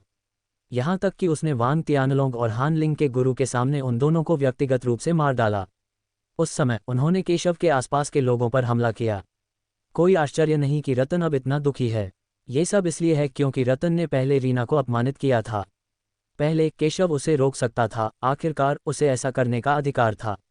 लेकिन अब रतन हार मानने या दया की भीख मांगने में भी असमर्थ था। कोई भी इसे रोक नहीं सका। रेफरी प्रतियोगिता को रोक नहीं सकता। केशव को देखने वाली हर किसी की नज़रें भी बेहद बदसूरत हो गईं। विशेष रूप से कई प्रतिभाशाली लोग जो अमन या विरूपम से निपटना चाहते थे, उनके चेहरे इस दृश्य को देखकर थोड़े बदल गए। वे अमन और विरूपम से निपटने के लिए अभय के आदेशों को स्वीकार करके अभय को खुश करने में सक्षम हो सकते हैं, लेकिन अगले उन्हें संभवतः केशव के वज्रपातपूर्ण प्रतिशोध का सामना करना पड़ेगा। तुम्हें पता है, हर कोई जानता है कि केशव कितना शक्तिशाली है। मुझे डर है कि कोर जीनियस और सीक्वेंस जीनियस के अलावा कोई भी यह कहने की हिम्मत नहीं कर सकता कि वह उनसे सीधे मुकाबला कर सकता है। क्योंकि केशव उनके प्रति बहुत सुरक्षात्मक था, इसलिए उन सभी ने केशव के आसपास के लोगों से निपटने का विचार छोड़ दिया। वे रतन की तरह खत्म नहीं होना चाहते। शाबाश, अगर मैं इस आदमी से मिलता तो मैं इसे जाने नहीं देता। विरूपम ने इसे देखा और ठंडे स्वर में कहा, वह रतन जैसे लोगों को नापसंद करता है जो कमजोर लोगों को धमकाते हैं और सबसे ज्यादा ताकतवर लोगों से डरते हैं। इस आदमी ने केशव को उकसाने की हिम्मत की। मुझे डर है कि वह नहीं जानता कि केशव कितना भयानक है। कई प्रतिभाशाली लोग जिन्होंने केशव की ताकत देखी है, वे बोलने से खुद को रोक नहीं पाए। रेफरी, ये लड़का अपने प्रतिद्वंद्वी को पूरी तरह से धमका रहा है। आप प्रतियोगिता क्यों नहीं रोक देते? रतन का एक दोस्त उसके पक्ष में खड़ा हुआ। रतन ने अभी तक हार स्वीकार नहीं की है। मुझे नहीं पता कि वह सचमुच ऐसा चाहता है या नहीं। भले ही मैं रेफरी हूं, मैं प्रतियोगिता में बाधा नहीं डाल सकता। जब रेफरी ने यह सुना तो उसका चेहरा थोड़ा बदसूरत हो गया। वह हस्तक्षेप करना चाहता था, लेकिन वह कुछ नहीं कर सका। टकराना। इस समय रिंग पर केशव ने रतन को सैकड़ों बार सबक सिखाने के बाद आखिरकार रुक गया। उसने रतन को रिंग से बाहर निकाल दिया। रतन भारी होकर जमीन पर गिर पड़ा और उसकी हालत बलवीर से अनगिनत गुना ज्यादा दयनीय थी। जिस किसी ने भी ये दृश्य देखा, वह आश्चर्यचकित हुए बिना नहीं रह सका। केशव कितना क्रूर है। केशव ने मैदान में सभी को उदासीनता से देखा और कई प्रतिभाशाली लोग जिन पर केशव ने नजर डाली, उनके चेहरे ठंडे थे। केशव ने फिर से अभय की ओर देखा, जिससे अभय का चेहरा बेहद दुखी लग रहा था। वह ये कैसे नहीं समझ पाया कि यह बच्चा उसे उकसा रहा था। उसने केशव के आसपास के लोगों से निपटने के लिए लोगों की व्यवस्था की और केशव ने व्यक्तिगत रूप से उसके द्वारा व्यवस्थित लोगों के खिलाफ जवाबी कार्रवाई की। मुझे डर है कि उसके इस कदम के बाद अब कोई भी उसके आसपास के लोगों पर हमला करने की हिम्मत नहीं करेगा। केशव बहुत क्रूर है। प्रतिशोध अपरिहार्य है। उनके लोगों के साथ उलझना सबसे अच्छा नहीं है। कई प्रतिभाशाली लोगों के मन में विचार थे। वे समझते थे कि अगर यह एक सामान्य प्रतियोगिता होती तो प्रतिद्वंद्वी को हराना ठीक होता, लेकिन अगर वे फिर भी प्रतिद्वंद्वी को धमकाना या अपमानित करना चाहते तो उन्हें केशव का बदला भुगतना पड़ता। ये बच्चा बहुत क्रूर और अधर्मी है। देखने के मंच पर कई बुजुर्ग मदद नहीं कर सके, लेकिन उन्होंने कहा कि वे पहले केशव के बारे में आशावादी नहीं थे और अब केशव को रतन को इस तरह सबक सिखाते हुए देखकर वे स्वाभाविक रूप से दुखी थे। आखिरकार, हालांकि रतन की ताकत केशव जितनी अच्छी नहीं है, फिर भी उनकी प्रतिभा अच्छी है। जब संप्रदाय के नेता जोरावर ने यह सुना तो उसने अपना सिर हिलाया और केशव को दोष नहीं दिया। हालांकि वह बदमाश रतन को सबक सिखाने की कोशिश कर रहा था, लेकिन ये सब रतन की गलती थी। बाकी सभी ने पहले ही हार मान ली थी, लेकिन वह अभी भी कार्रवाई करना चाहता था। अगर उस बदमाश ने उसे नहीं रोका होता तो यह संप्रदाय गुरु उसे जाने नहीं देता। जोरावर ने ठंडी सांस ली और कहा, चूंकि नियम है तो हमें नियमों के अनुसार कार्य करना चाहिए। अगर केशव ने पहले कार्रवाई नहीं की होती तो वह उसे रोक देता। संप्रदाय को कभी भी अपने साथी शिष्यों को इस तरह से परेशान नहीं होने देना चाहिए। जहां तक केशव के व्यवहार का सवाल है, हालांकि यह थोड़ा ज्यादा था, लेकिन इसने नियमों को नहीं तोड़ा और रतन ने हार नहीं मानी, इसलिए केशव स्वाभाविक रूप से कार्रवाई कर सकता था। मुरोंग जियाओ की बातें सुनकर कई बुजुर्गों के चेहरे पर हल्की सी चमक आ गई, मानो वे कुछ हैरान हों। उन्हें उम्मीद नहीं थी कि संप्रदाय का नेता केशव के बारे में इतना आशावादी होगा। प्रतियोगिता जारी है। केशव के हस्तक्षेप के बाद आगे की प्रतियोगिताओं में किसी की भी केशव के आसपास के लोगों से निपटने की हिम्मत नहीं हुई। विरुपम और अमन ने एक के बाद एक कई प्रतियोगिताएं जीतीं। अंत में शीर्ष 20 में प्रवेश करते ही अमन अपने प्रतिद्वंद्वी से हार गया। अमन को हार स्वीकार करते देख उसके प्रतिद्वंद्वी ने तुरंत हमला करना बंद कर दिया और विरुपम अंततः शीर्ष 10 में जगह बनाने में सफल रही। ये कहा जा सकता है कि उन्होंने बेहतरीन परिणाम हासिल किए हैं। अगर वह शीर्ष 10 में हैं तो वे एक प्रमुख शिष्य बन सकते हैं। और केशव के परिणाम और भी बेहतर हैं। उसने हर तरह से जीत हासिल की और कोई भी उसका विरोधी नहीं था। वह सफलतापूर्वक शीर्ष 2 में पहुंच गया और अब वह पहले स्थान के लिए यश से मुकाबला करेगा, जो उस प्रतिभाशाली खिलाड़ी है जिसे मूल रूप से आंतरिक द्वार में प्रथम स्थान दिया गया था। केशव और यश मंच पर आए। दोनों की आभा बहुत प्रभावशाली थी और अनगिनत दर्शक उन्हें गौर से देख रहे थे। उन्हें डर था कि कहीं वे रोमांचक प्रतियोगिता से चूक न जाएं। केशव इस प्रतियोगिता में सबसे ज्यादा चमकने वाले व्यक्ति हैं। पिछली नए छात्रों की प्रवेश प्रतियोगिता में वे प्रथम स्थान पर रहे थे। हालांकि उनकी प्रतिभा के कारण उन्हें कुछ वरिष्ठों ने अस्वीकार कर दिया था। और आंतरिक संप्रदाय में मूल नंबर 1 यश कई मुख्य शिष्यों से भी अधिक मजबूत है। उनमें बहुत प्रतिभा है और ऐसा कहा जाता है कि कई आंतरिक संप्रदाय के बुजुर्ग उन्हें अपने शिष्य के रूप में स्वीकार करना चाहते थे, लेकिन यश ने इनकार कर दिया क्योंकि वह संप्रदाय के नेता का शिष्य बनना चाहता है। हालांकि संप्रदाय का नेता पहले भी एकांतवास में रह चुका था, इसलिए यश असफल हो गया, लेकिन उसने अन्य बुजुर्गों को अपने शिक्षकों के रूप में नहीं पूजा और उसने इस संप्रदाय प्रतियोगिता में अपनी महान प्रतिभा और शक्ति दिखाने का मन बना लिया है ताकि यह साबित हो सके कि वह संप्रदाय गुरु का शिष्य बनने के योग्य है। इसलिए उसके सामने केशव ही वह प्रतिद्वंद्वी है जिसे उसे हराना होगा और उसे प्रथम स्थान प्राप्त करना होगा। आंतरिक शिष्यों का निर्णायक युद्ध शुरू होता है।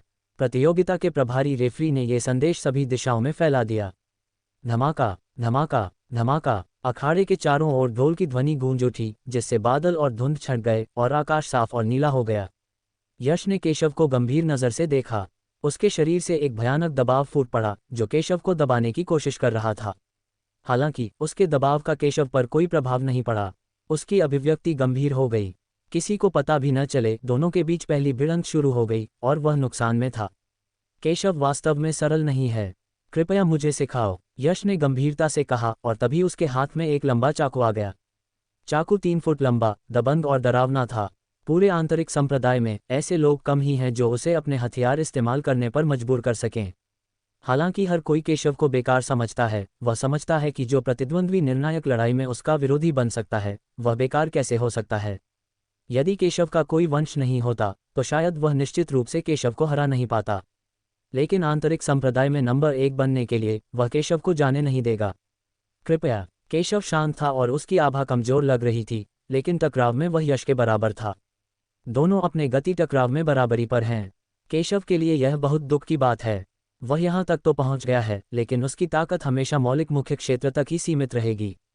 अनगिनत प्रतिभाशाली लोग ये कहने से खुद को नहीं रोक पाए कि केशव पूरे सत्यपथ संप्रदाय में एकमात्र ऐसा व्यक्ति था जिसका कोई वंश नहीं था, फिर भी उसने वंश के साथ अनगिनत प्रतिभाशाली लोगों को कुचल दिया। केशव ने अपनी ताकत से कई प्रतिभाओं पर विजय प्राप्त की, लेकिन हर कोई जानता है कि उसका प्रतिद्वंद्वी कौन है। हर कोई सोचता है कि बिना वंश के भविष्य में केवल एलिमेंटल का राज्य ही पहुंच सकता है। उन्हें दुख क्यों न हो, लेकिन ये लड़ाई निश्चित रूप से बहुत रोमांचक होगी और हम नहीं जानते कि कौन जीतेगा। यश ने पहले सभी प्रतिभाओं को कुचल दिया था और केशव ने भी ऐसा ही किया। दोनों के बीच मुकाबला निश्चित रूप से बहुत रोमांचक होगा। सभी को इसका बेसब्री से इंतजार है। मुख्य शिष्यों के कार्रवाई करने से पहले ये सबसे रोमांचक लड़ाई है। सभी बुजुर्ग, संप्रदाय के नेता और अन्य लोग इस लड़ाई पर ध्यान दे रहे हैं। धमाका। यश ने कार्रवाई की। उसकी गति इतनी तेज थी कि इससे पहले कि ज्यादा लोग उसका आकार स्पष्ट रूप से देख पाते, वह केशव के सामने आ चुका था। वह मुस्कुराया और फिर अचानक केशव पर हमला कर दिया। तलवार का जबरदस्त वार बेहद भयानक था, यहाँ तक कि एलिमेंटल कौकाल के अंतिम दौर का कोई भी ताकतवर आदमी भी इसकी चपेट में आकर गंभीर रूप से घायल हो जाता। टकराना। चाकू सीधे केशव पर लगा। ये देखकर सभी हैरान रह गए। ऐसा लग रहा था जैसे उन्हें उम्मीद नहीं थी कि केशव को गोली मार दी जाएगी। ये पहली बार था जब केशव को चोट लगी थी। हालांकि यश का चेहरा बहुत खुश नहीं दिख रहा था, क्योंकि उसने केवल एक आफ्टरमेज मारा था। उसके सामने खड़ी आकृति एक क्षण में बिना किसी निशान के गायब हो गई। हर कोई दंग रह गया। हालांकि यश तेज था, फिर भी उन्होंने उसे देख लिया। हालांकि किसी को पता नहीं चला कि केशव कब चला गया। केशव की गति बहुत तेज है। टकराना। केशव की आकृति मूल आकृति के दाईं ओर दिखाई दी और वह बिल्कुल भी नहीं हिला। फिर उसने सीधे मुक्का मारा। एक मुक्का मारा गया और तेज मुट्ठी की रोशनी सूरज की तरह फट गई, जिसने यश को दबा दिया। जब यश ने अचानक यह मुक्का देखा तो उसका चेहरा एकदम बदल गया। हालांकि वह चौंक गया था, पर डरा नहीं, बल्कि उसने जल्दी से अपना पूरा वार एकाग्र किया और फिर सीधे चाकू से वार कर दिया।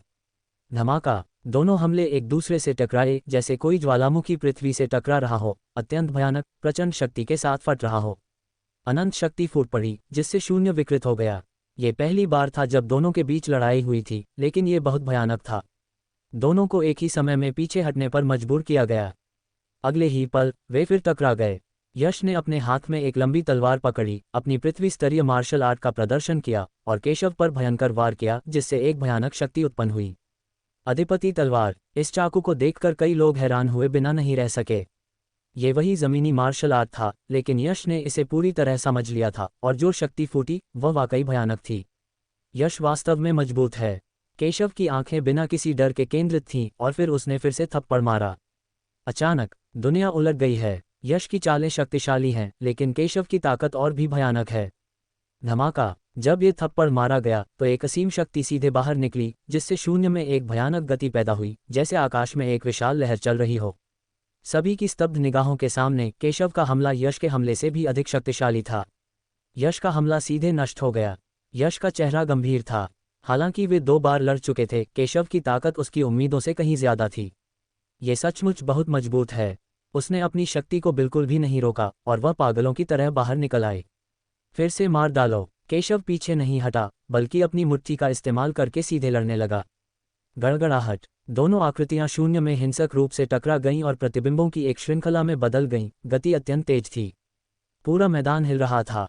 जिस गति से केशव और यश लड़े वह बहुत तेज थी। वे दोनों लगातार हमला करते रहे और कुछ ही क्षणों में यश ने दर्जनों घातक हमले शुरू कर दिए। लेकिन जिस बात ने सभी को चौंका दिया वह ये थी कि शुरू से अंत तक केशव ने यश से निपटने के लिए केवल 2 सरल चालों का उपयोग किया, एक मुक्का या एक हथेली। यहाँ तक कि किसी हथियार का भी इस्तेमाल नहीं किया गया। यश लगातार चालें और मारक चालें चलता रहा, लेकिन केशव ने आसानी से उन सब का विरोध किया। यह ऐसी बात थी जिसकी किसी ने उम्मीद नहीं की थी। शुरुआत में सभी ने सोचा था कि केशव को यश के खिलाफ नुकसान होगा और हार का सामना करना पड़ेगा, लेकिन मुझे उम्मीद नहीं थी कि केशव इतना भयानक होगा। धमाका! एक और बड़ी टक्कर। यश के होश उड़ गए और उसका चेहरा बेहद बदसूरत लग रहा था। वह मूलतः इस प्रतियोगिता में अपनी प्रबल शक्ति दिखाना चाहता था, ताकि संप्रदाय के नेता और अन्य लोग उससे प्रभावित हो जाएं और उसे अपना शिष्य स्वीकार कर लें। हालांकि वह केशव को भी नहीं हरा सका, जिसका कोई वंश नहीं था। धीरे धीरे उसकी अभिव्यक्ति बदसूरत होती गई। एक जबरदस्त मार्शल आर्ट की इच्छा सीधे उसके शरीर से जारी हुई थी और तलवार का इरादा बेहद दबंग और तेज था। मूल रूप से ये तुरुप के पत्ते मुख्य प्रतिभाओं और यहाँ तक कि अनुक्रम प्रतिभाओं के विरुद्ध इस्तेमाल करने के लिए थे। मुझे उम्मीद नहीं थी कि आप उन्हें इस हद तक मजबूर कर देंगे। यश का चेहरा बेहद बदसूरत लग रहा था। हालांकि वह जानता था कि केशव कोई साधारण इंसान नहीं है, फिर भी उसने केशव को गंभीरता से नहीं लिया। उसकी नज़र में उसने जो हथियार निकाला था वह केशव से निपटने के लिए पर्याप्त था। हालांकि उसने अपने हथियार का इस्तेमाल किया, लेकिन केशव से छुटकारा पाने में असफल रहा। यदि वह केशव से भी नहीं निपट सकता तो वह संप्रदाय गुरु और अन्य लोगों की स्वीकृति कैसे प्राप्त कर सकता है। उन्होंने अपनी छिपी हुई मार्शल आर्ट की इच्छाशक्ति का प्रदर्शन किया। तलवार का इरादा। मुझे उम्मीद नहीं थी कि वरिष्ठ भाई यश तलवार के इरादे को समझ सकते हैं। आखिरकार वह प्रभावशाली ताकत वाला एक शीर्ष स्तरीय प्रतिभाशाली व्यक्ति है। कई प्रतिभाशाली लोग उसकी प्रशंसा करने से खुद को रोक नहीं पाए और कहा कि वह निश्चित रूप से एक शीर्ष प्रतिभाशाली व्यक्ति था जो मौलिक मुख्य क्षेत्र में मार्शल आर्ट की इच्छा को समझ सकता था। कई बुजुर्गों ने सिर हिलाकर यश की प्रशंसा की। वह बहुत ही उत्कृष्ट व्यक्ति थे। उनमें अच्छी वंश प्रतिभा है और उनकी मार्शल आर्ट प्रतिभा भी काफ़ी अच्छी है। लेकिन केशव की तुलना में ये बहुत हीन है, जो एकमात्र ऐसी चीज़ है जो उन्हें थोड़ा अफसोस महसूस कराती है। आखिरकार कई बुजुर्गों को पता था कि केशव ने तलवार के इरादे को पहले ही समझ लिया था। हालांकि केशव की रक्त प्रतिभा यश से बहुत कम है। तलवार का इरादा बुरा नहीं। केशव ने इसे देखा और शांति से बोला, मार्शल आर्ट की इच्छाशक्ति साधारण प्रतिभाओं के लिए बहुत कठिन है, लेकिन प्रतिभाशाली लोगों के लिए ये कुछ भी नहीं है। हालांकि यश ने तलवार की मंशा को केवल एलिमेंटल कॉ के मध्य चरण में ही समझा था, इसलिए स्वाभाविक रूप से केशव की नज़र में वह बहुत मजबूत नहीं था। आखिरकार उसने अपने पिछले जन्म में स्वर्गीय क्षेत्र में कई प्रतिभाशाली लोगों को देखा था जो केवल आध्यात्मिक सागर क्षेत्र में थे, लेकिन पहले से ही मार्शल आर्ट की इच्छाशक्ति को समझ चुके थे। बेशक ये निचला क्षेत्र है और यश का स्तर अच्छा माना जाता है, इसलिए केशव ने उसकी प्रशंसा की। केशव की बातें सुनते ही यश का चेहरा थोड़ा बदसूरत हो गया। मार्शल आर्ट की इच्छाशक्ति किसी भी प्रतिभाशाली व्यक्ति का सपना होती है, लेकिन केशव की नज़र में यह जिक्र करने लायक नहीं लगती, लेकिन उसके पास इसे नकारने का कोई रास्ता नहीं है। उसने पहले ही सुना था कि केशव तलवार का इरादा पहले ही समझ चुका था। मार्शल आर्ट में उनकी प्रतिभा बहुत प्रबल है, और उसने केशव की तलवार की मंशा को भी बलपूर्वक समाप्त नहीं किया था। ये सोचकर उसका चेहरा और भी बदसूरत हो गया। तभी एक रक्तलाल ब्लेड प्रकाश सीधे बाहर आ गया। टकराना, खून पीने वाला पागल ब्लेड। अचानक एक चौंकाने वाली तलवार प्रकट हुई। तलवार चलाने की तकनीक बेहद भयंकर थी और गति बेहद तेज। वह अचानक कहीं से प्रकट हुई और सीधे केशव की ओर टूट पड़ी। इस चाकू को देखकर अनगिनत प्रतिभाशाली लोगों की आंखें बदल गईं। यह एक अर्धस्वर्गीय स्तर की मार्शल आर्ट है। मुझे उम्मीद नहीं थी कि यश में इतनी मार्शल आर्ट कुशलता होगी। ये वाकई प्रभावशाली है। सबकी आंखें अचानक बदल गईं। तलवारबाजी दिखाने के बाद यश ने एक बार फिर भयानक मार्शल आर्ट का प्रदर्शन किया। यह मार्शल आर्ट सत्यपथ संप्रदाय से नहीं है, लेकिन ये बहुत शक्तिशाली है। मुझे डर है कि यह यश का अपना अवसर है। शक्तिशाली तलवार के इरादे और उत्कृष्ट मार्शल आर्ट के साथ यश पीछे नहीं हटे। हर कोई देखना चाहता था कि इस समय केशव कैसे पलटवार करेगा। केशव का चेहरा शांत था, मानो उसे कोई परवाह ही न हो। फिर उसकी आध्यात्मिक ऊर्जा जाग उठी और उसने सीधा मुक्का मारा। अत्यंत प्रभावशाली मुट्ठी की रोशनी ने सामने से विस्फोट किया, जिससे दुनिया में अजेय शक्ति का उदय हुआ।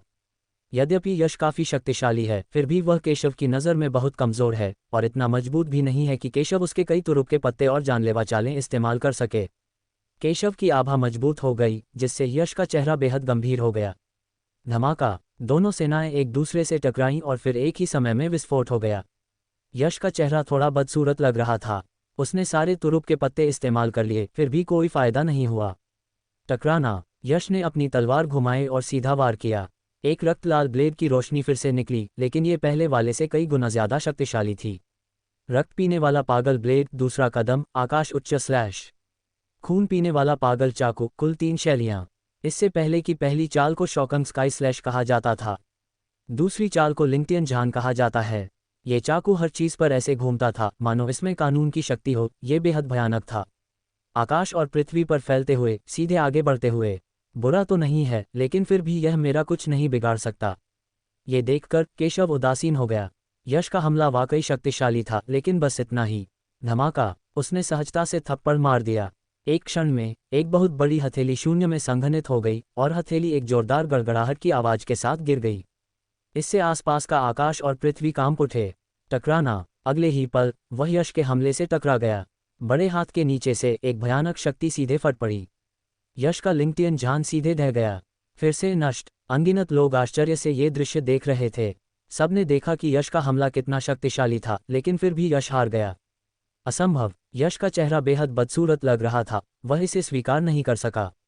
यद्यपि वह केशव को अपना प्रतिद्वंद्वी मानता था, लेकिन वह ये स्वीकार नहीं कर सका कि उसकी हत्या की चालें एक के बाद एक उस बर्बाद व्यक्ति द्वारा नष्ट कर दी गईं, जिसका कोई रक्तवंश भी नहीं था और जिसकी ताकत मौलिक मुख्य क्षेत्र को भी भेद नहीं सकती थी। वह इसे स्वीकार नहीं कर सका। रक्त शक्ति, लानत है, केशव आंतरिक संप्रदाय में नंबर 1 केवल मैं ही हो सकता हूँ। यश गुस्से से दहाड़ा। उसे केशव से कोई नफरत नहीं थी और उसने अभय का काम कभी स्वीकार नहीं किया था, लेकिन आंतरिक संप्रदाय में प्रथम होने के लिए उसे केशव को हराना ही था। गड़गड़ाहट, वह सीधे अपने वंश की शक्ति के साथ बाहर फट। कई लोगों ने यश से रक्त शक्ति फूटते हुए देखी। भूतल पर शीर्ष ग्रेड बैंगनी लिनमिंग। शक्तिशाली रक्तरेखा बल यश की ताकत को कई गुना अधिक भयानक बना देता है। यश ने केशव को ठंडी नजरों से देखा। प्रतियोगिता में प्रथम स्थान पाने के लिए उसने अपनी छिपी तलवार की नीयत, छिपी हुई मार्शल आर्ट और यहाँ तक कि अपने वंश का भी इस्तेमाल किया। मूल रूप से इन सभी का उपयोग अन्य शीर्ष प्रतिभाओं से निपटने के लिए किया गया था, लेकिन किसी ने पहले से ही केशव पर उनका उपयोग करने की उम्मीद नहीं की थी। तो आज उसे जीतना ही होगा। केशव, अगली बार तुम्हें हार मान लेनी चाहिए, अन्यथा तलवार की कोई आंख नहीं है और इससे तुम्हें गंभीर चोट लग सकती है। यश ने ठंडे स्वर में कहा कि केशव के पास कोई रक्त शक्ति नहीं थी, इसलिए चाहे उसने पहले कितनी भी ताकत दिखाई हो, वह खुद के साथ प्रतिस्पर्धा जारी नहीं रख पाएगा जिसने रक्त शक्ति का प्रयोग किया था। यश की दयालु सलाह सुनने के बाद केशव शांत दिखे, लेकिन उन्हें इसकी बिल्कुल भी परवाह नहीं थी।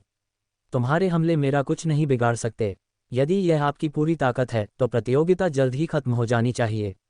हालांकि यश की ताकत कमजोर नहीं है। अगर केशव वास्तव में उसे हराना चाहता है तो वह उसे आसानी से हरा सकता है। केशव ने उसे अभी तक इसलिए नहीं हराया है क्योंकि वह उसे प्रशिक्षण के लिए अपना प्रतिद्वंद्वी मानता है। आखिरकार अन्य लोगों में इतनी योग्यता भी नहीं है कि वे उसे अपनी पूरी ताकत लगाने के लिए मजबूर कर सकें। जब अंततः उसे एक ऐसे प्रतिद्वंद्वी का सामना करना पड़ा जो मुश्किल से ही योग्य था, तब केशव की रुचि थोड़ी और बढ़ी। हालांकि अगर यश अगली बार अपनी पूरी ताकत दिखाते हैं तो प्रतियोगिता वास्तव में समाप्त हो जाएगी। अरे, तुमने यही मांगा था। केशव की बातें सुनकर यश का चेहरा पीला पड़ गया। ये बच्चा बहुत घमंडी है, इसलिए इसे दोष मत दो। टकराना, रक्त पीने वाला पागल ब्लेड, तीसरी चाल, स्वर्ग काटने वाला ब्लेड। यश ठंडे स्वर में चिल्लाया और फिर एक भयानक चाकू सीधे बाहर आ गिरा।